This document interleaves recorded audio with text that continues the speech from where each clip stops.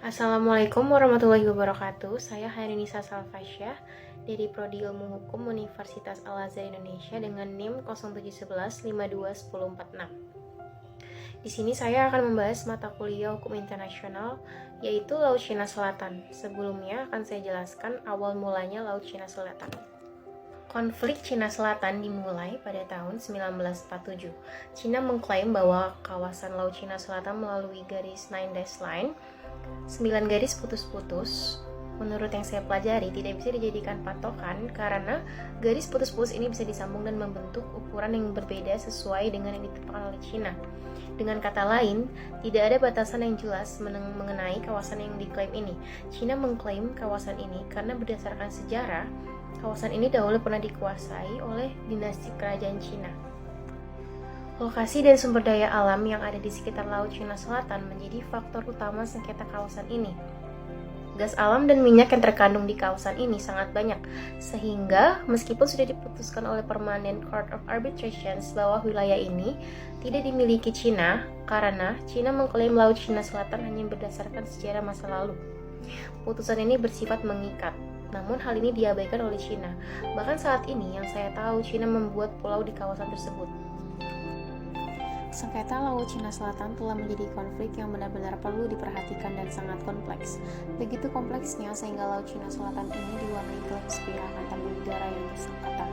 Klaim ini sendiri saling bertumpang tindih dengan klaim negara-negara lain yang ikut bersengketa sehingga menyebabkan ketegangan dan dikhawatirkan menuju konflik yang terbuka. Banyaknya negara yang terlibat konflik, potensi ketidakseimbangan kekuatan juga berbagai persepsi yang berbeda akan laut ini dari setiap negara, tentunya mengundang lingkungan persepsi yang tentu sulit diselesaikan dengan bilateral. Maka bagi kami perlu sebuah organisasi ataupun institusi yang memfasilitasi adanya perundingan bagi semua negara sehingga tercapai persetujuan yang lebih bisa diterima oleh semua pihak dan menghilangkan resiko akan terjadinya konflik terbuka di wilayah.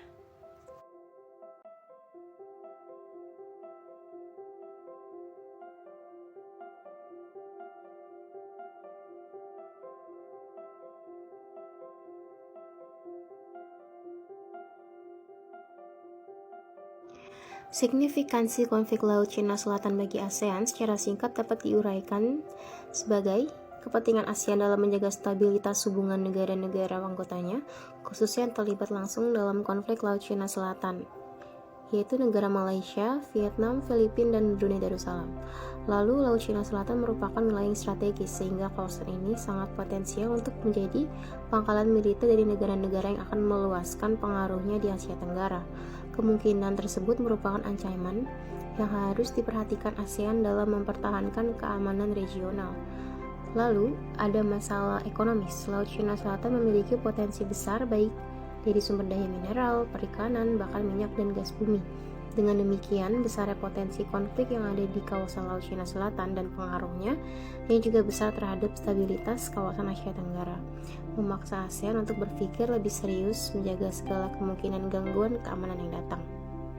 Berbagai upaya yang telah dilakukan untuk menghindari potensi konflik Laut Cina Selatan menyusul adanya kemungkinan upaya penyelesaian konflik secara damai oleh semua pihak yang terlibat sengketa.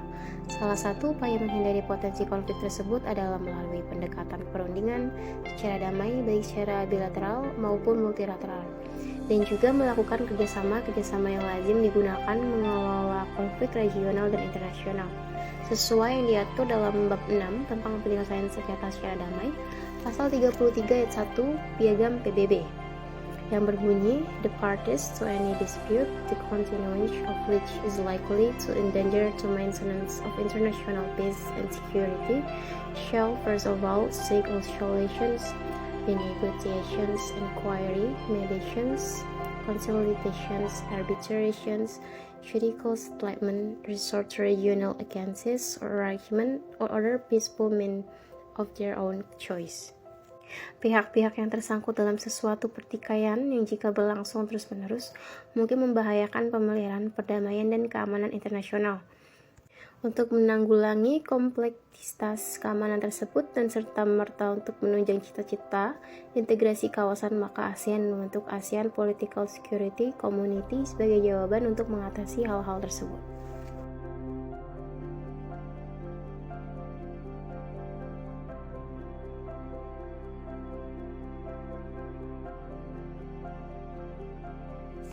Laut Cina Selatan sangat berpengaruh dengan negara-negara di Asia Timur sebagai jalur perdagangan.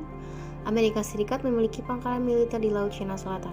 Salah satu alasan Cina berusaha mengambil kembali kepulauan di Laut Cina Selatan karena Amerika Serikat. Amerika Serikat memiliki pangkalan militer di Jepang, Korea Selatan, Laut Cina Selatan, dan lain-lain. Dan juga memiliki kedekatan dengan Taiwan, Filipina, dan Vietnam. Untuk itu, kita bisa melihat posisi Cina itu dikepung oleh Amerika Serikat. Hal yang paling krusial adalah jalur perdagangan. Cina adalah negara yang ekspor terbesar di dunia. Semua perdagangannya melewati Laut Cina Selatan. Jika Amerika melakukan blokade, maka secara otomatis seluruh perdagangan dari Cina akan terhambat seluruhnya. Maka dari itu, Cina mengklaim Laut Cina Selatan untuk memastikan keamanan bagi jalur pelayarannya. Juga membiayai kanal yang dibuat oleh Thailand yang dikenal dengan nama Kanal Kra. Jadi jalur pelayaran dari Cina tidak lagi harus melalui Selat Malaka, juga bisa melalui Kanal Kra yang juga relatif lebih singkat. Itu juga sebabnya Cina tidak mungkin melepaskan Taiwan, ditambah lagi Cina sekarang melakukan proyek obor sebagai alternatif jalur perdagangan.